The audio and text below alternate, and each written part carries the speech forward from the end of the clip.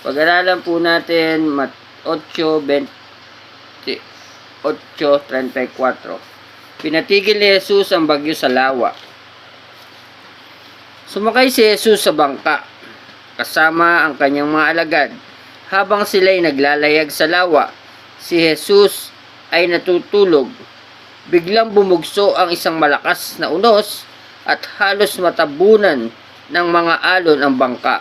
Kaya nilapitan ng mga alagad si Jesus at ginising, "Panginoon, iligtas ninyo kami, mamamatay kami," sabi nila. Ngunit sinabi niya sa kanila, "Bakit kayo natatakot? Napakaliit naman ng inyong pananampalataya." Bumangon siya, pinatigil ang hangin at ang alon, at bumuti ang panahon. Namangha silang lahat at sinabi, "Ano kayang uri ng tao ito? Maging ang hangin at lawa ay sumusunod sa kanya."